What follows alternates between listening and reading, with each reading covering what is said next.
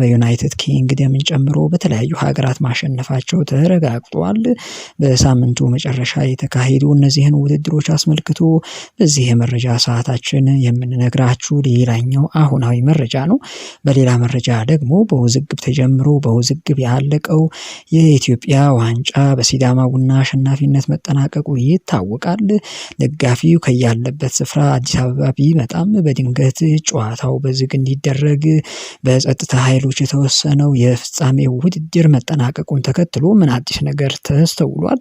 በዚህ የመረጃ ሰዓታችን የምትሰሙት ደግሞ ሌላኛው ጉዳይ ነው።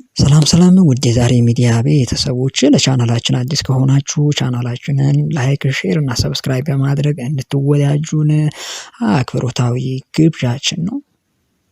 ጀግናው አትሌት በሪሁ አረጋዊ በወንዶች የ5000 ሜትር የ2025 ቁጥር 1 አትሌት ሆኖ ተመርጧል። የዓለም አትሌቲክስ ፌዴሬሽን በይፋዊ ድረገጹ እንዳስነበበው አትሌት በሪሁ አረጋዊ የ2025 የ5000 ሜትርን ደረጃ በአንደኝነት አስቀምጦታል። በቅርቡ በቻይና ሻንጋይ በተደረገው የዳይመንድ ሊግ በወንዶች በ5000 ለሀገሩ የወርቅ ሜዳሊያ ያስገኘው አትሌት በሪሁ አረጋዊ አሁን ላይ በተለይ በ5000 ሜትር የዓለማችን ቁጥር 1 አትሌት መሆኑ ተረጋግጧል።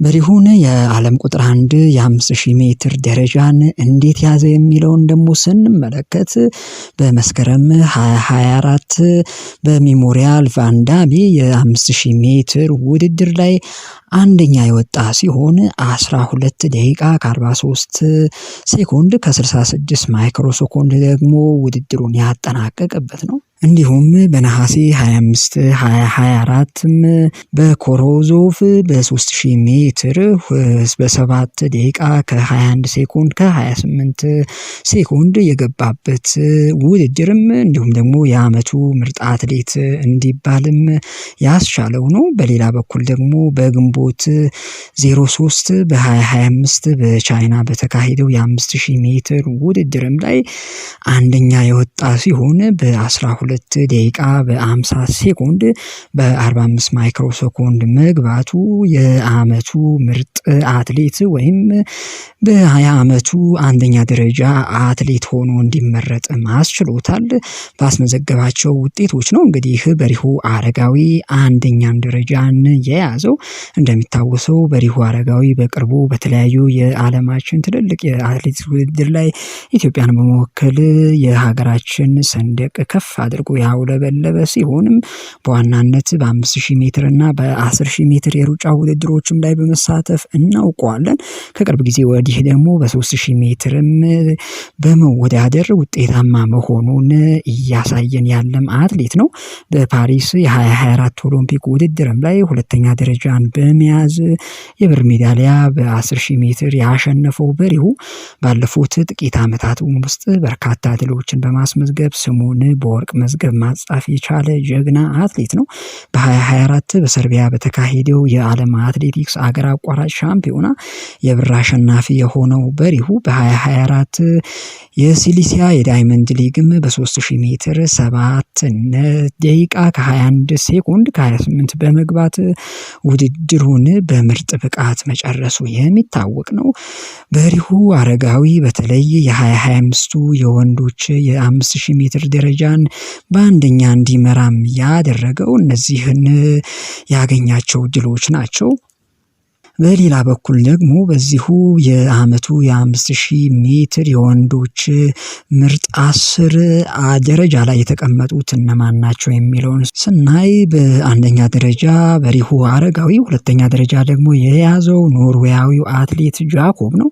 ሶስተኛ ደግሞ ኢትዮጵያዊው አትሌት ሀጎስ ገብረ ሕይወት ሲሆን አራተኛው አሜሪካዊ ግራንት ፊሸርን ደረጃን ይዟል። እንዲሁም ደግሞ ዮሚፍ ቀጀልቻ ኢትዮጵያ 5ኛ ደረጃ ሲይዝ ጥላሁን ኃይሌ 6ኛ እንዲሁም ደግሞ ቢኒያም መሐሪ የ10ኛ ደረጃን ይዟል። በዚህ የ5000 ሜትር የዓመቱ የወንዶች ደረጃን ከ1 እስከ 10 ባለው ደረጃ 5 ኢትዮጵያውያን ተካቷል። ይህም ደግሞ ለኢትዮጵያ ትልቅ ድል ነው ማለትም ይቻላል።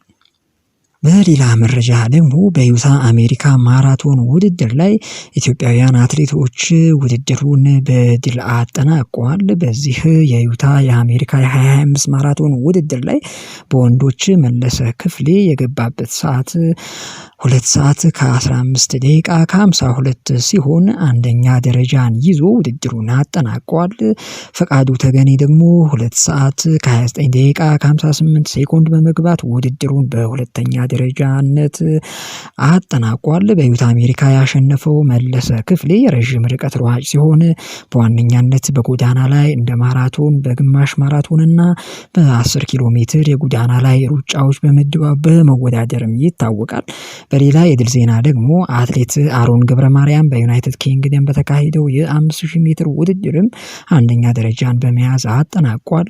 አሮን 13 ደቂቃ ከ36 ሴኮንድ በ71 ማይክሮ ሴኮንድ በመግባት ነው ውድድሩን ያጠናቀቀው። ገና በወጣትነት የዕድሜ ክልል ላይ የሚገኘው አሮን ወደፊት በረዥም ርቀት የሀገራችን ተስፋ መሆኑንም ያስመሰከረበት ውድድር ነው። በሌላ መረጃ ደግሞ በአሜሪካ ኒውዮርክ በተካሄደው የግማሽ ማራቶን ውድድር ኢትዮጵያዊቷ አትሌት ጎይቶም ገብረስላሴ 3ኛ ደረጃን ይዛ አጠናቃለች። በዚህ ውድድር ላይ የምንጊዜም የጎይቶም ቀንደኛ ተቀናቃኝ የሆነችው ኬንያዊቷ አትሌት ሄለን ኦብሪ ውድድሩን በአንደኛነት ደረጃ አጠናቃለች። ባለፈው በያዝነው ወር መጀመሪያ ላይ ሄለን ኦብሪ እና ጎይቶም ገብረስላሴ በእንግሊዝ በታላቁ የማንቸስተር የ10 ኪሎ ሜትር የጎዳና ላይ ውድድር መገናኘታቸው የሚታወቅ ነው። በዚያ ውድድርም ሄለን ኦብሪ 4ኛ ጎይቶም ደግሞ 3ኛ ደረጃ ይዘው ማጠናቀቃቸው አይዘነጋም። የማንቸስተር ውድድር ኢትዮጵያዊቷ መዲና ኢሳ ውድድሩን በበላይነት ማሸነፏ የሚታወስ ነው። በዚህ የኒውዮርክ የግማሽ ማራቶን ግን ሄለን ኦብሪ በጥሩ ብቃት ያሸነፈች ሲሆን ጎይቶም እስከ መጨረሻው ተፋልማ በመጨረሻም 3ኛን ደረጃ ይዛ አጠናቃለች። በሌላ መረጃ ደግሞ ሌሊሳ አፋፋ የ18ኛው የኢትዮጵያ የግማሽ ማራቶን አሸናፊ ሆኗል። በ18ኛው የኢትዮጵያ የግማሽ ማራቶን በወንዶች ሌሊሳ አፋፋ ከኦሮሚያ ፖሊስ አሸናፊ ሆኗል። ነጋሳ ቀደባ እንዲሁም ሁለተኛ ሆኖ ውድድሩን ሲያጠናቅቅ የግል ተወዳዳሪው ሰይፉ ቱራ 3ኛን ደረጃ በመያዝ ውድድሩን አጠናቋል። አሸናፊዎቹ የ150 ሺህ ብር፣ የ100 ሺህ ብር እና እንዲሁም ደግሞ የ75 ሺህ ብር ተሸላሚ ይሆናሉ። በዚህ በ18ኛው የኢትዮጵያ ግማሽ ማራቶን በሴቶች ፋንቱ ወርቁ ከኢትዮ ኤሌክትሪክ ማሸነፏም ታውቋል። አይናለም ደስታ ከመቻል ሁለተኛን ደረጃ ይዛ ስታጠናቅቅ ብዙ አገር አደራ ደግሞ ከኢትዮጵያ ንግድ ባንክ 3ኛ ደረጃን በመሆን የነሐስ ሜዳሊያ አሸናፊም ሆናለች። በመጨረሻው መረጃችን ገና ከመነሻው በውዝግብ የተጀመረውና ያለ ደጋፊዎች በዝግ ስቴዲየም በተካሄደው የኢትዮጵያ ዋንጫ ፍጻሜ ሲዳማ ቡና ሻምፒዮን መሆኑ ተረጋግጧል። በኢትዮጵያ ዋንጫ ፍጻሜ ሲዳማ ቡና ወላይታ ዲቻን 2-1 በማሸነፍ ሻምፒዮን ሆኗል። በአዲስ አበባ ስቴዲየም በተደረገው ጨዋታ ሀብታሙ ታደሰና የቀድሞ የኢትዮጵያ ቡና አጥቂ መስፍን ታፈሰ የሲዳማ ቡናን ግቦች አስቆጥሯል። በዝግ ስቴዲየም በተደረገው የፍጻሜ ጨዋታ ካርሎስ ዳምጠው የወላይታ ዲቻን ብቸኛ ግብ ያስገኘ ተጫዋችም ሆኗል። ሲዳማ ቡና የኢትዮጵያ ዋንጫን ማንሳቱን ተከትሎ በታሪኩ ለመጀመሪያ ጊዜ በቀጣይ ዓመት በካፍ ኮንፌዴሬሽን ዋንጫ ኢትዮጵያን የሚወክል ይሆናል። ወላይታ ዲቻ በሁለተኛው የአጋማሽ ላይ በተደጋጋሚ ሙከራዎች ቢያደርግም እንዲሁም ደግሞ ግብ ቢያስቆጥርም ከጨዋታ ውጪ በሚል ተሽሮበታል።